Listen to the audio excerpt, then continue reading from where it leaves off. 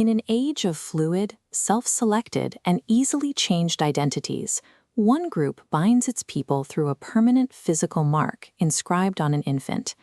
That tradition is Brit Mila, the ritual of circumcision. Maintained for 3,000 years, it serves as a physical marker of a shared and enduring history.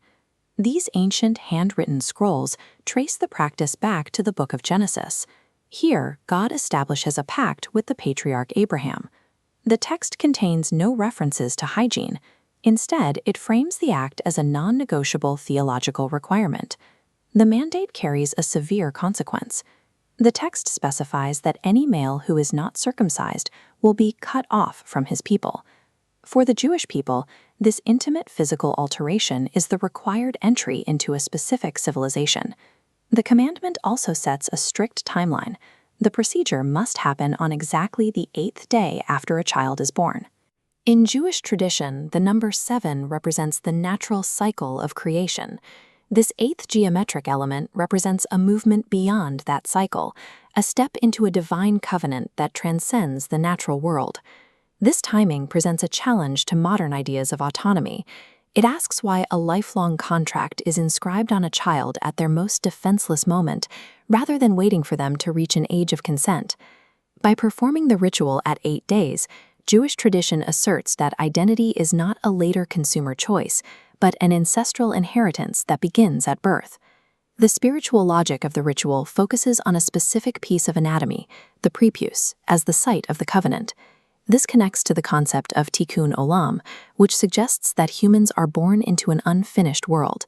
As this animation shows an unfinished shape being altered to achieve symmetry, circumcision serves as a metaphor for the human responsibility to perfect God's creation.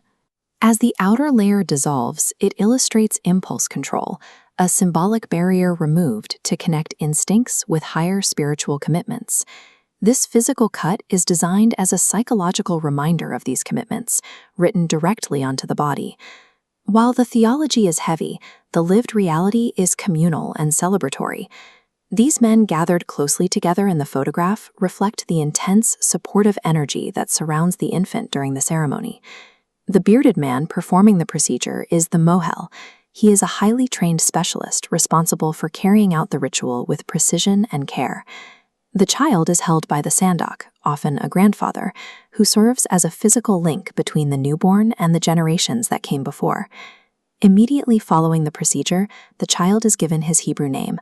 The community shares a festive meal, and prayers are offered for a life of learning and good deeds. This ceremony places a vulnerable child within a religious and social framework that defines his place in the community from the start. Historically, the permanence of this mark carried significant risks. Because it could not be removed, it made Jewish men instantly identifiable to hostile empires. These stone columns reflect the scale of the Hellenistic and Roman empires, where the pressure to assimilate was immense. Some Jewish men even sought a brutal surgical reversal of the procedure to blend into Greek culture and avoid being targeted. That cultural pressure eventually became state policy.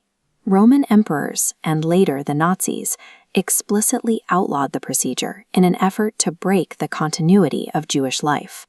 When the ritual was banned, performing it in secret became a dangerous act of resistance. Carrying out the covenant in hidden locations, as depicted here, meant choosing to preserve a distinct identity under the threat of death. This forced visibility meant that the mark of vulnerability also functioned as a barrier to disappearing.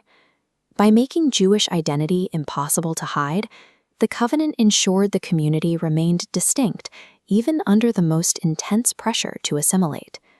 The persistence of the ritual can be seen in the continuity of families, like the one in this 20th century photograph. Today, the practice remains central across most Jewish communities, regardless of their level of religious observance. Even as modern society debates questions of physical consent, the Jewish community maintains the practice as a vital cultural rite and a connection to their ancestors. This ritual tethers every newborn directly to the historical line of Moses and Abraham, pulling a single thread through thousands of years.